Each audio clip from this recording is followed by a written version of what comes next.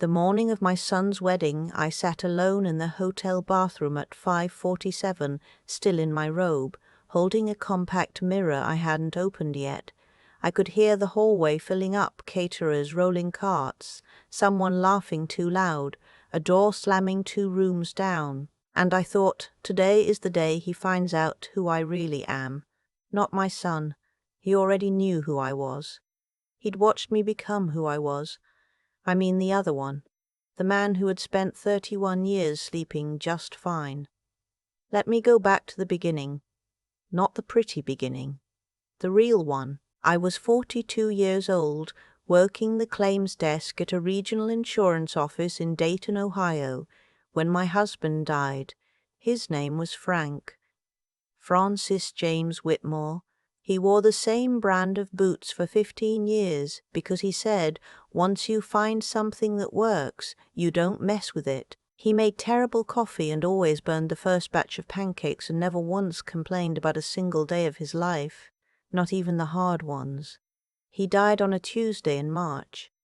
A construction scaffolding collapsed at a commercial build site on the east side of the city. The investigation report, which I would not see in full for many years, listed the cause as structural failure due to improper load distribution. What it did not say, at least not in the version I was given, was that the scaffolding had been flagged 3 weeks earlier by a site inspector, that the inspection report had been quietly buried, that the company owner had signed off on continuing work anyway because the project was behind schedule and the penalty clauses in the contract were bleeding him. My son was 9 years old. He sat next to me at the funeral in a clip-on tie Frank had bought him for Easter. He didn't cry during the service. He cried that night in bed when he thought I was asleep, and I stood in the hallway outside his door with my hand on the frame, not going in because I didn't know what I would say and I didn't want to make it worse. That was the first night I understood what it meant to be completely alone. I kept the house for 2 years on what I made at the insurance office. Then the office downsized and I was let go on a Friday afternoon with a handshake and 2 weeks of severance. I found work at a nursing home. Not nursing, I didn't have the degree, just administrative work, scheduling and intake paperwork and answering phones.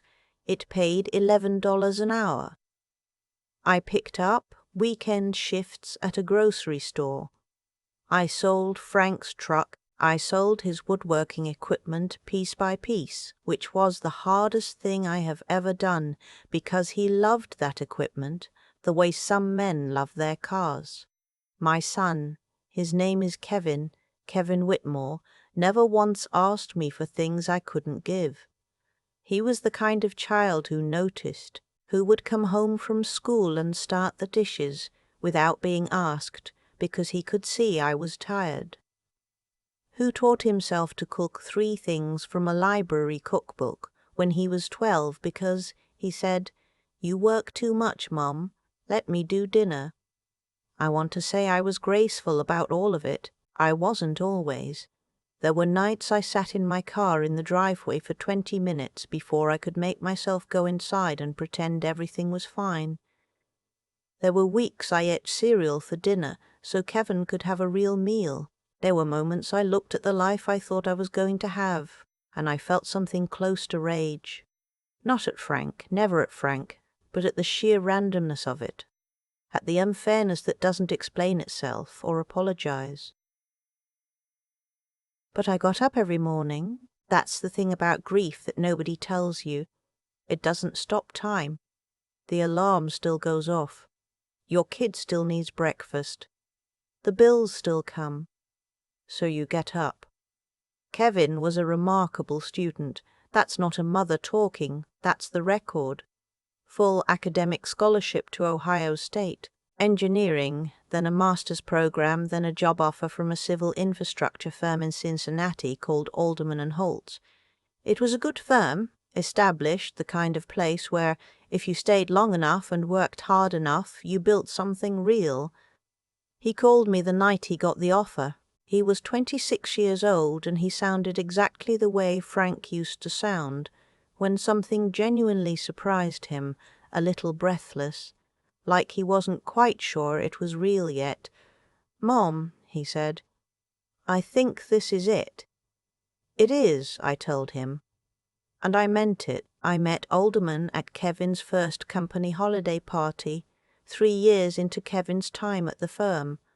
Thomas Alderman, co-founder, majority owner, the kind of man who fills a room when he walks in. Not because of his size, but because of how he moves through space. Like he already owns whatever he's looking at.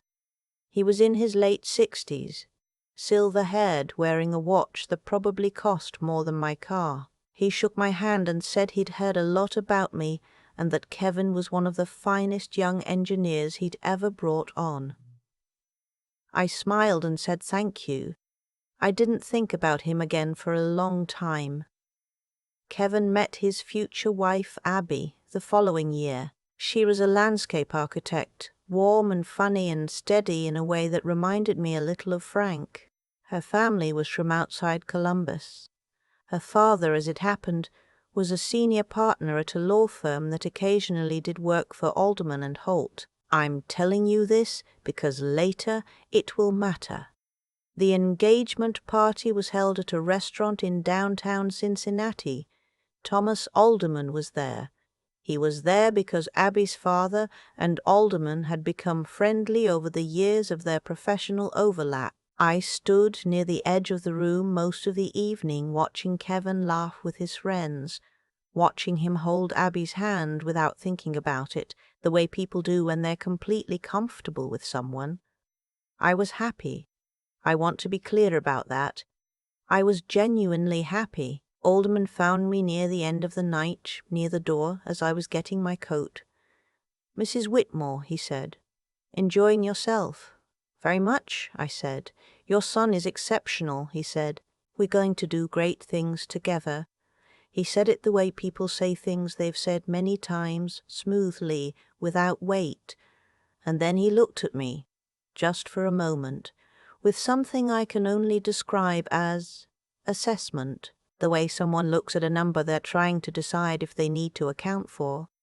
I didn't know what to make of it, so I put my coat on and drove home.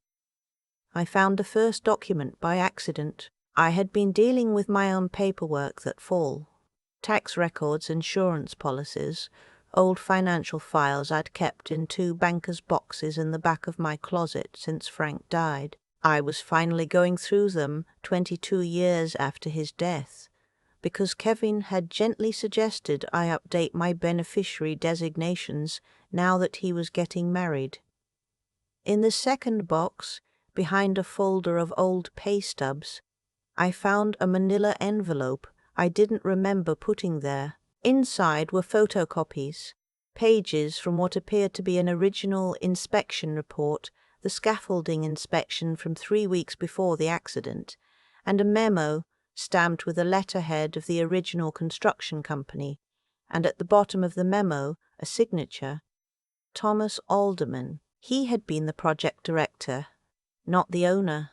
That company had since dissolved, the assets absorbed by other entities through a series of transactions I would spend the next 4 months trying to understand. But he had been the one responsible for the site. He had received the inspection flag. He had written in the memo that work would continue pending a secondary review that, as far as I could tell from what was in front of me, never happened. I sat on my closet floor for a long time. I thought about calling Kevin. I picked up my phone twice and put it down both times. Kevin's wedding was 7 months away.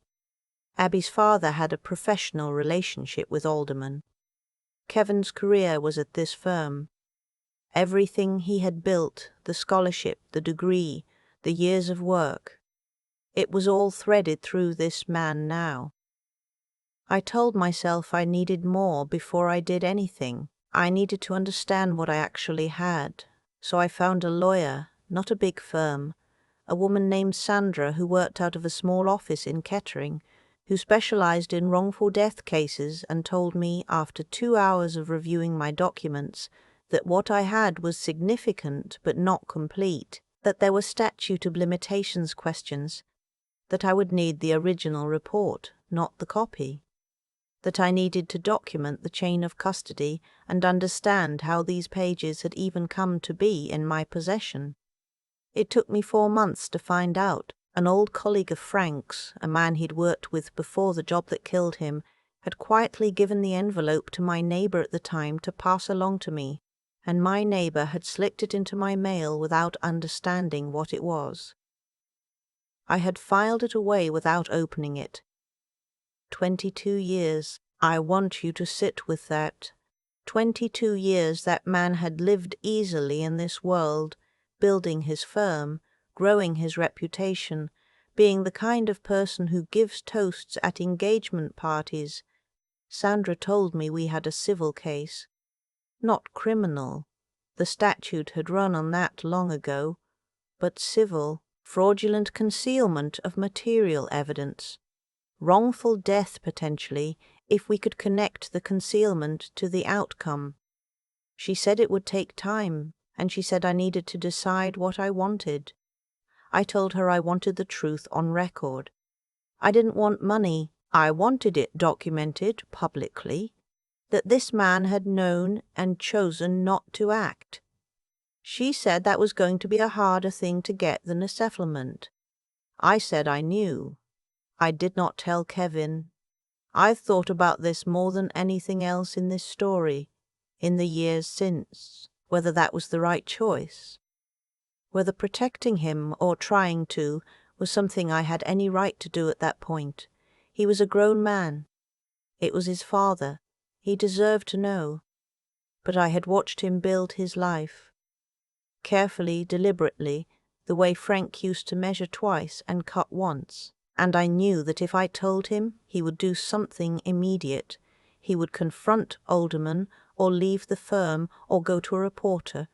He would act with his whole heart the way he always does, and I wasn't ready. I didn't have enough yet, so I kept it. The wedding was on a Saturday in October in a vineyard outside of Lexington, Kentucky. The kind of day that looks like someone art-directed the weather. Low gold light, the leaves just starting to turn, cool enough for the women to wear their good wraps. Kevin looked like his father from a distance. I had to grip the back of the chair in front of me when he walked down the aisle. I was seated in the 3rd row, not the first. Abby's parents were in the 1st row on the groom's side, I was told, because it was traditional to seat the couple's immediate family closest to the aisle, and the layout was already set. I didn't argue. It was Kevin's wedding, and I was not there to cause a problem. The reception was in the vineyard's main hall, a long converted barn with Edison lights strung across the ceiling and round tables covered in white linen. There were 240 guests. There was a raw bar and a passed appetizer that had truffle in it, which Kevin would have hated at 20, but has apparently learned to tolerate. The dinner was beautiful. I sat at a table with Kevin's college friends and their spouses, and I laughed more than I had in months, and I thought, this is enough. This day is enough. Whatever comes next, this moment is enough. Thomas Alderman was at the head table. He was seated next to Abby's father, the two of them the picture of accomplished men at a good event. He had brought his wife. He had brought a gift that I was told was generous. He gave a toast before dinner, not a long one, but confident, centered on Kevin, about what a pleasure it had been to watch him grow into a leader. 240 people applauded. I did not applaud. After dinner, after the toasts and the first dance and the cake, when the band had started and the room had loosened into the easy movement of a good reception, Alderman made his way over to where I was standing near the bar. I had been waiting for this. I didn't know it would be at the bar, but I had known, since Sandra told me our filing was complete, submitted 2 weeks earlier to the court, that it was coming. That he would find out, if he hadn't already. That this moment would happen, He came up beside me and ordered a drink and didn't look at me immediately. "Mrs. Whitmore," he said, the same way he always said it. "Mr. Alderman," I said. "Lovely event," he said. "Your son has done well." "He has," I said. "Your son has done well." "He has," I said. "He's always worked hard." There was a pause. Then he turned to look at me more directly. "I understand you've been doing some digging," he said. His voice was still pleasant, conversational, the voice of a man who had managed difficult situations for decades. "Some," I said. "Old stories," he said. "Painful ones. I understand the impulse. But sometimes the past is better. My husband was 38 years old," I said, not loudly. The band was playing something slow and I didn't need to be loud. "My husband was 38 years old," I said again. "My son was 9. I worked 2 jobs for 11 years, and you knew. You had the report in your hand and you sent those men back to that site anyway." He looked at me for a long moment. His expression had shifted, not to guilt, not to softness, but to the particular blankness of someone calculating. "You have no idea what you think you have," he said quietly. "I have the memo," I said. "With your signature. Sandra's filed the civil complaint. It's public record as of 2 weeks ago." Something moved through his face then, quick, and then gone. "You want to do this here?" he said. "Tonight? At your son's wedding? You came to me," I said. I was standing here perfectly fine. He straightened. He set down his drink, and then, loud enough for the people nearby to hear, not the whole room, but enough, the cluster of guests at the bar and the 2 tables closest to us.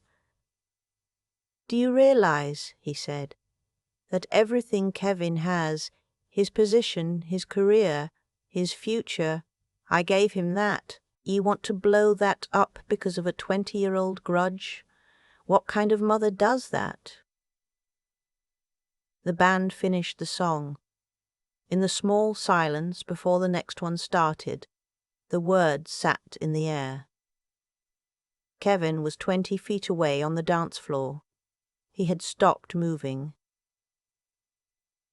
I watched my son look at me. I watched him look at Thomas Alderman, and I watched something cross his face that I recognized because I had seen it in the mirror after they told me Frank was gone.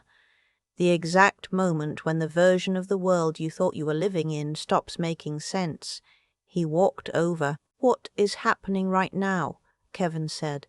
"Your mother," Alderman started. "I wasn't talking to you," Kevin said. Quiet, even. Frank's voice. "Mom, what's going on?" So I told him. Not everything, not the years of it, not Sandra, not the 4 months of documents. Just the essential thing. I told him who Alderman was, not the mentor, not the employer. I told him who he had been in March 22 years ago when his father went to work and didn't come home. Kevin stood very still. Abby had come up beside him. Her father was a few steps back, watching. "Is that true?" Kevin said to Alderman. Alderman did the thing powerful men do when they're cornered by someone they underestimated.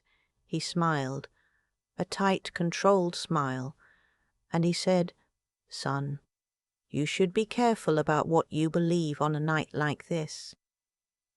Kevin looked at him for a long moment. Then he took off the small lapel pin he was wearing. A little detail, an engineering firm logo, the kind of thing companies give out at 5-year anniversaries, and he set it on the bar. "I'll have HR coordinate the transition," Kevin said. "Don't contact me directly." Then he took Abby's hand and walked back to the dance floor. The civil case settled 2 years later. Sandra was right. We didn't get a criminal outcome. The clock had run on that. But we got a formal finding of fraudulent concealment. We got it in the record, Frank's name, the date, the location, the report that was buried. Thomas Alderman's signature on the memo. Alderman and Holt dissolved within 18 months. There were other things, not just us apparently, that came loose once people knew to look. Kevin started his own firm the following year. 3 engineers from his old team came with him on the first day. Within 4 years they had 14 people and 3 major public infrastructure contracts in Ohio and Kentucky. The night his firm won their first contract, he called me from his office at 9 o'clock at night, the same way he used to call from his dorm. "We got it, Mum," he said. "I know you did," I said. He was quiet for a moment. "I'm sorry it took me so long to know about Dad," he said. "I'm sorry you carried that. I had 100 things I could have said. I'd had years to think about it. You were 9, I said. You weren't supposed to carry it then, and I carried it fine." He didn't say anything for a second, and then he laughed a little, the same surprised laugh Frank used to have. "You were always the toughest person I knew," he said. "I learned it from your father," I said. "He just made it look easier. I went back to the vineyard 2 years after the wedding, not for anything formal, just because I was driving through Lexington and I wanted to see it in the daylight, without the Edison lights and the Lenins and the low-gold October sun. It looked ordinary in November, empty, the vines cut back, the barn locked, a tractor parked at the edge of the property. I sat in my car at the end of the drive for a few minutes. I thought about Frank in his Easter clip-on tie. I thought about a 9-year-old boy doing the dishes without being asked. I thought about 11 years of alarm clocks and cereal for dinner, and standing in hallways not knowing what to say. I thought, it took 31 years, but it's in the record now. His name is in the record. Then I put the car in drive and went home. People ask me sometimes if I regret waiting so long. 22 years is a long time to carry something. I've turned that question over more times than I can count, and my honest answer is, I don't know. I know I was afraid. I know I told myself it was strategy, that I was waiting until I had enough, until the moment was right. And maybe some of that was true. But some of it was just fear, the plain, ordinary fear of blowing up the life my son had worked so hard to build. That's the thing about silence. It almost always feels like protection in the moment. You're not lying. You're just not saying. You're not hurting anyone. You're just waiting. But silence has a cost that doesn't show up on the bill right away. It compounds quietly the way neglect does, until one day you're sitting on a closet floor holding a 22-year-old document and you realize the protection you thought you were offering was mostly just postponement. I think about Frank a lot when I think about this. He was not a complicated man. He believed in doing the work in front of you, doing it correctly, and being honest about what you found. He would have hated what Thomas Alderman did, not with fury, but with the steady, clear-eyed disappointment of someone who simply could not understand how a person makes that choice, how you look at an inspection report, understand what it means, and send men back to that site anyway because the schedule matters more than their lives. That's not a mystery, though. I've lived long enough to understand how it happens. People in positions of power make small accommodations first. A little corner cut here, a report buried there. And each time they do it, and nothing immediate happens, the threshold moves. The thing that would have horrified them at 30 becomes manageable at 50. They stop seeing the names. They see the numbers, the deadlines, the liability, exposure. Frank was not a number to me. He was a man who burned the first batch of pancakes every single time and never once thought to stop trying. What I want Kevin to understand, what I hope he already does, is that the way he was raised was not accidental. Every morning I got up when I didn't want to. Every shift I picked up. Everything I sold that I didn't want to sell. That was a choice. Not a heroic one. just a daily one. You decide who you're going to be, and then you do the next thing in front of you that matches that decision. That's all discipline actually is. It's not a feeling, it's a practice. And integrity is the same way. Kevin taking that lapel pin off and setting it on the bar. He didn't deliberate. He didn't ask me what he should do or look around to see who was watching. He just did the thing that matched who he was. That's not something you develop in a moment. That's something you build over years of small choices, most of which nobody sees. Thomas Alderman spent 31 years benefiting from a choice he made in about 30 seconds. And I spent those same years living with the consequence. I don't think the world is perfectly calibrated. I've seen too much to believe that. But I do believe that what you build on a weak foundation eventually shows the cracks. It may take longer than it should. It almost always does, but it shows. I drove home from that vineyard in November, and I didn't feel triumphant. I felt tired and a little sad, and underneath that, something quieter, a sense of things being in the right place at last. Frank's name in a public record. Kevin standing in a barn with 240 witnesses, choosing his father's memory over his own comfort. That's enough. That has always been enough.